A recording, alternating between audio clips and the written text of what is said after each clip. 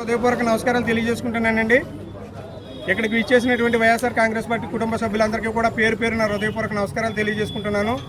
అలాగే print and electronic media సోదరులకి సోదరిమణులకి అందరికీ కూడా హృదయపూర్వక నమస్కారాలు తెలియజేసుకుంటున్నాను. వైఎస్ఆర్ కాంగ్రెస్ పార్టీ అధ్యక్షులు మాజీ ముఖ్యమంత్రి వర్యులు వైఎస్ జగన్మోహన్ రెడ్డి గారి పిలుపు మేరకు ఈరోజు పి గన్నవరం నియోజకవర్గం ముఖ్య కేంద్రంలో ఈ పెట్రోల్ డీజిల్ ధరలు ఈ కూటమి ప్రభుత్వం పెరుగుదలను నిరసనగా ఈ కార్యక్రమం తలపెట్టడం జరిగినది. ఈవేళ ఈ రాష్ట్రంలో ఏ విధంగా పరిపాలన జరుగుతున్నదో రాక్షస పాలన, విధ్వంస కాండ పాలన జరుగుతున్నది. ఎందుచేతనంటే ప్రతి దాని మీద కూడా రేట్లు పెంచుకుంటూ పోతున్నది ఈ కూటమి ప్రభుత్వం. ఎందుచేత ఈవేళ ఈ యొక్క పెట్రోల్ డీజిల్ పెరుగుదల వలన ఈ రాష్ట్రంలో ఎంతోమంది ప్రజలపైన ఎంతో భారం పడుతున్నది.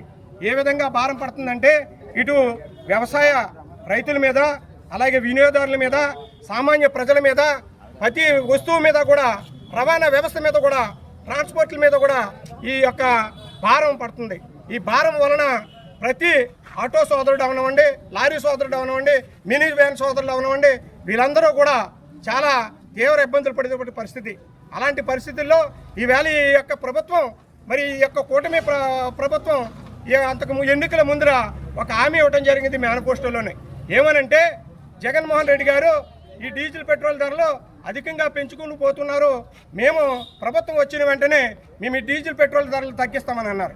తగ్గించేందుకని పోను ఇవాళ డీజిల్ పైన 3 రూపాయల చిల్లరే డబ్బులు భారం మోపడం జరిగినది. అలాగని పెట్రోల్ పైన 4 రూపాయలు భారం మోపడం జరిగింది. ఈ విధంగా పెంచుకుని పోతూ ప్రజల మీద నడ్డి వేస్తున్నటువంటి ప్రభుత్వం ఏదైనా ఉన్నదంటే ఈ కూటమి ప్రభుత్వం, ఈ చంద్రబాబు నాయుడు గారిని తెలియపరుచుకుంటున్నాం. ఈ రేట్లు తక్షణమే మరి తగ్గించకపోయిన పక్షంలో మీరు ఇంకా ఈ ఉద్యమాన్ని మేము తీవ్రతం చేసి ఈ రేట్లు తగ్గేదాకా కూడా ఉద్యమం కొనసాగిస్తామని తెలియపరుచుకుంటున్నాం.